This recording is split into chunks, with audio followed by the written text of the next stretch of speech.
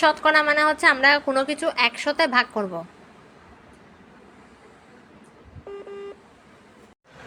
আজকে আমরা পড়তেছি কোন অধ্যায়? অধ্যায় 6 শতকরা। শতকরা মানে হচ্ছে 100 দিয়ে তোমাকে ভাগ করতে হবে যে কোনো কিছুকে। তাহলে এখন আমাদের এখানে প্রশ্ন যেটা প্রথমে দেওয়া আছে আমরা এটা একটু করি।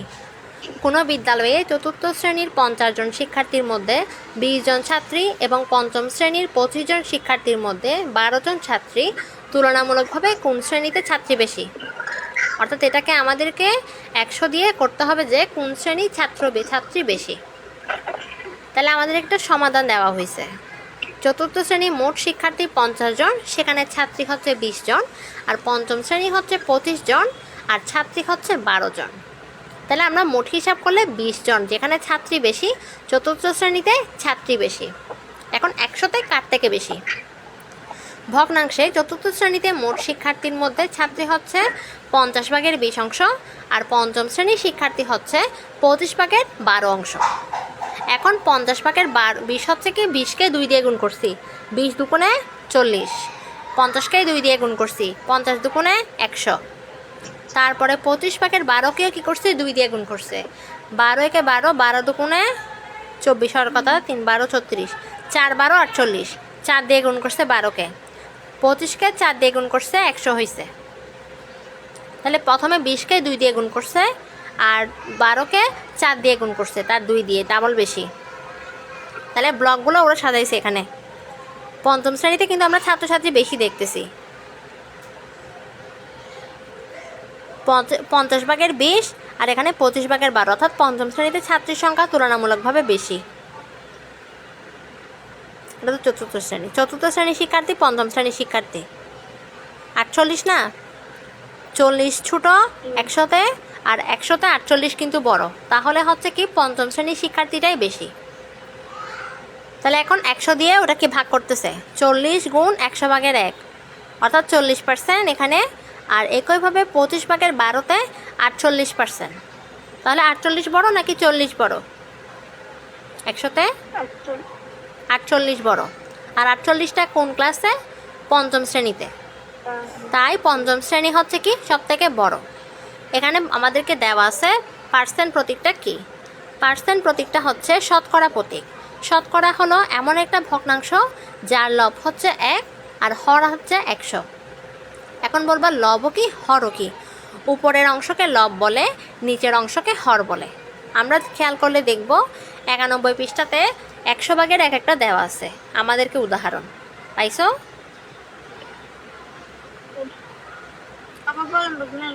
91 পৃষ্ঠার নিচের অংশে দেওয়া আছে একটা তুতা পাখি,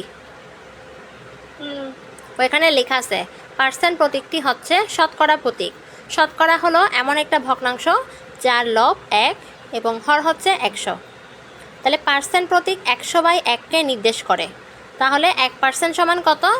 1 গুণ 100 ভাগের 1 সমান 100 ভাগের 1 সমান 100কে তুমি 1 দিয়ে ভাগ করো, 0.01 আসবে। ক্যালকুলেটর তুমি যদি সামনে থাকে তুমি ভাগ দিয়ে দেখতে পারো। আছে ক্যালকুলেটর? 1 ভাগ 100 দাও তাই লাগে।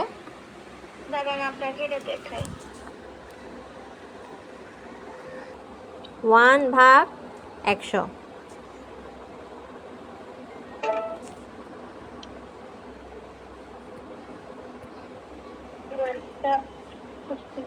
দেখো আমি তোমাকে পাঠাইছি 0.01, যেটা আমাদের 91 পৃষ্ঠার উত্তরে বইয়ে দেওয়া আছে।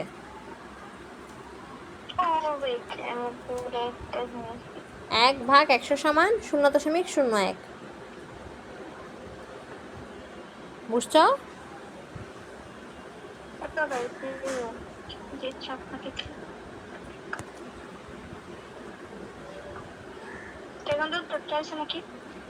নিচের একইভাবে 2%কে ভাগ করলে 100কে তুমি 2কে তুমি 100 দিয়ে ভাগ করো, 0.2% আসবে। 2কে 100 দিয়ে ভাগ করতে? হ্যাঁ।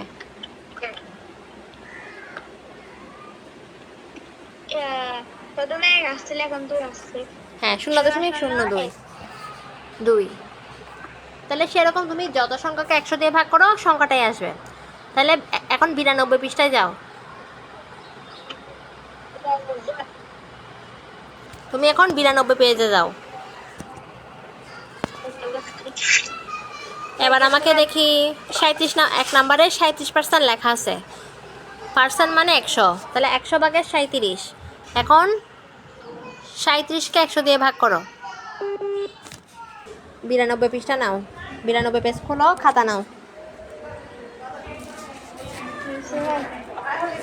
ওইখানে কি লেখা আছে? 37% লেখা আছে, দেখছো 1 নম্বরে?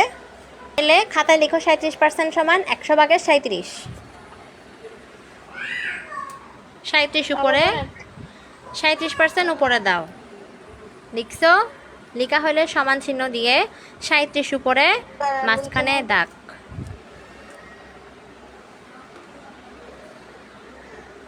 দেখছি ম্যাম। 37 উপরে মাঝখানে হচ্ছে 100, নিচের দিকে। এবার তুমি ক্যালকুলেটরে 37কে 100 দিয়ে ভাগ দাও। উত্তর 0.37। এটাই হচ্ছে উত্তর।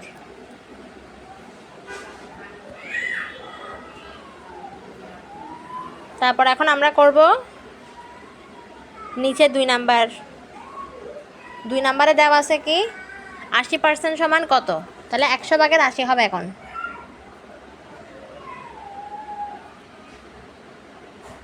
সমান 80 উপরে নিচে 100।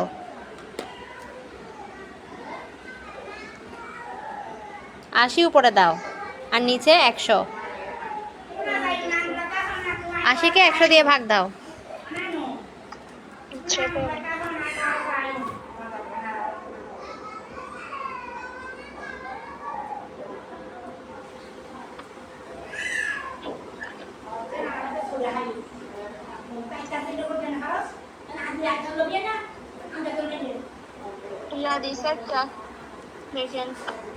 এবার 2 নাম্বার করো, 3 নাম্বার করো। তারপরে আবার নিচের 93 পৃষ্ঠা দেখবা, পাশে পাশে কি আছে? 1 2 3 4 আছে। হ্যাঁ, এখানে 100 সবসময় নিচে হবে। আমাকে করে দেখাও।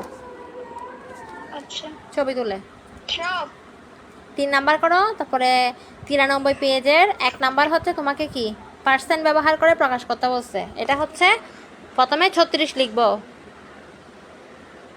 পাশে একটা পার্সেন্ট বসে দিব, এটাই উত্তর। ওটা হবে 36% 1 নাম্বারে। 2 নাম্বার হচ্ছে 50 ভাগের 27 দেওয়া হয়েছে। 27কে 2 দিয়ে গুণ করো, 50কে 2 দিয়ে গুণ করো।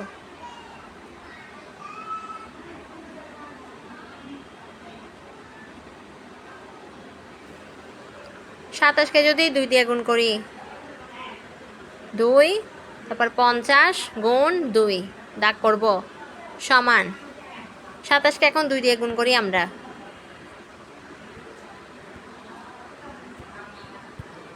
আসবে 54।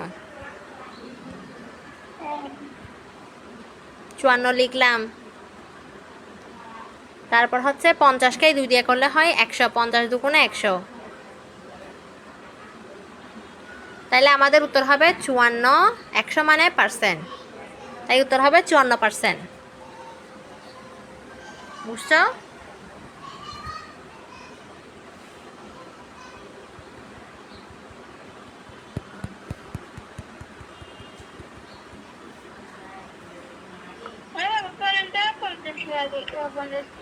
লিখলাম 27 গুণ 2, তারপর 50 গুণ 2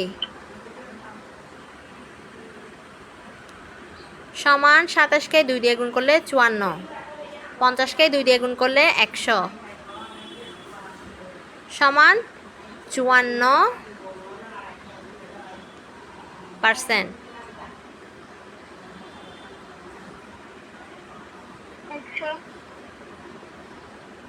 হ্যাঁ,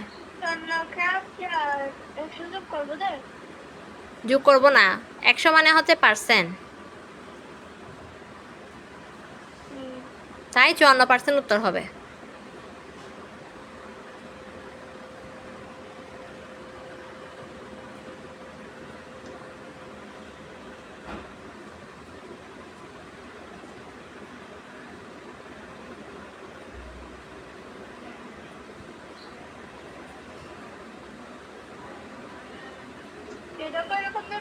দিয়ে হ্যাঁ দাঁড়াও, আমি তোমাকে লিখে দেখাইছি, তুমি কীরকম লিখছো জানি না, তাই আমি লিখে দেখাচ্ছি। দেখো তুমি সেম লিখছো কি না। 27 গুণ 2,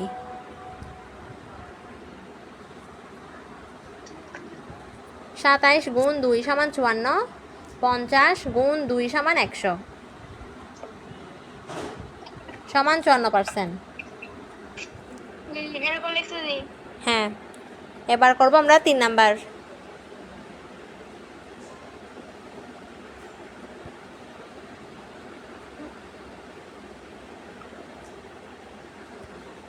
তিন নাম্বার হচ্ছে 26/20, অর্থাৎ 20কে এমন একটা সংখ্যা দিয়ে 2 অথবা 3 দিয়ে গুণ করতে হবে যেন 5 আসে, 100 আসে। 5 দুগুণে 10, অর্থাৎ 20। এখন 26কে 5 দিয়ে গুণ করো, তারপর 20 গুণ 5, 20কেও 5 দিয়ে গুণ করো।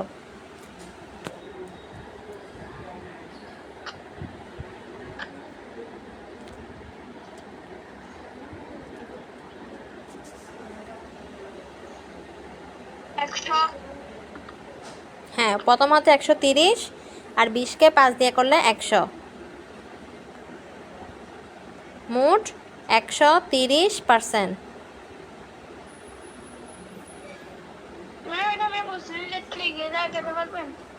হ্যাঁ লিখে দেখাচ্ছি।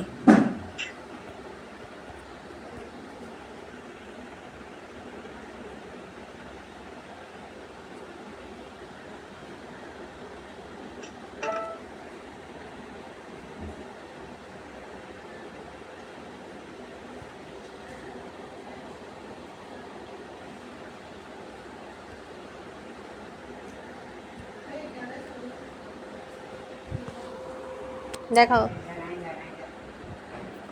প্রথমে হচ্ছে 26 গুণ 5 লিখছো,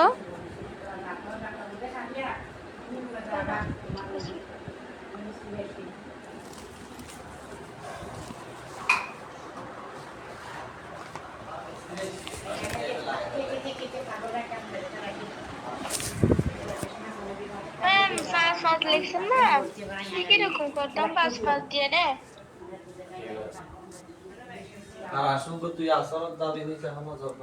24 গুণ 5 দাও,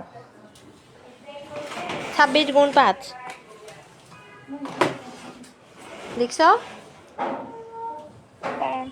এবার নিচে মাঝখানে দাগ দাও। 130। হ্যাঁ,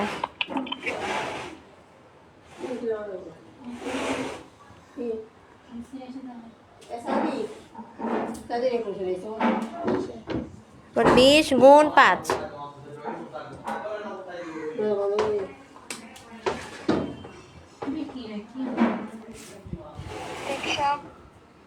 হ্যাঁ এরকম আমি যেরকম লিখছি সেরকম দেখো।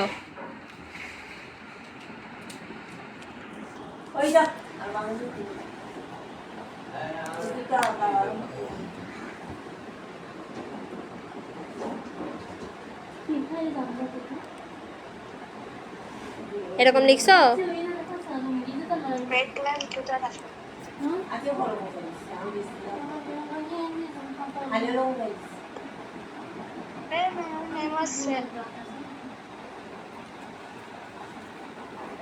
আচ্ছা তোমাকে আমি গণিত বাড়ি কাজ দিচ্ছি, এটা দেখো আগে তুমি।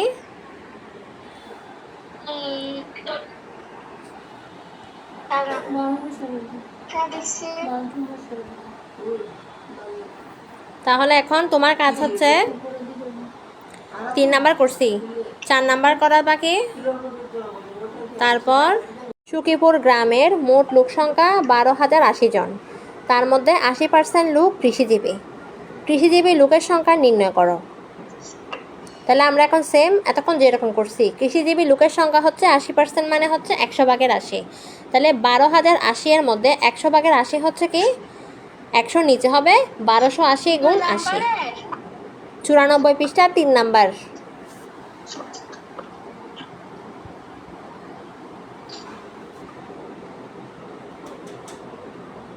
পাইছো 94 পৃষ্ঠা, ওইটা বাড়ি কাজ। তারপরে 93 পৃষ্ঠার 2 নাম্বার। তারপরে 3 নাম্বারটা আছে নিচের পরে 93তে আবার একটা 3 নাম্বার আছে। কালকে তোমার ম্যাম 3টায় চলে আসতেছে, 4টা বাজে চলে আসতেছে, 2টা থেকে পড়তে হবে আমাদের টাইমে। আমার কিন্তু আজকে অফিসে কোন যাচ্ছে তো কালকে এরকম হবে সাড়ে ছটায় ছুটি যায় আমাদের। তাহলে 2:30 থেকে পড়তে হবে। সাড়ে দুটো। আচ্ছা তাহলে বাড়ি কাজ হচ্ছে তোমার 93 পৃষ্ঠার 1, 1-এর 4, 2, 3, তারপরে 94 পৃষ্ঠার 3। আচ্ছা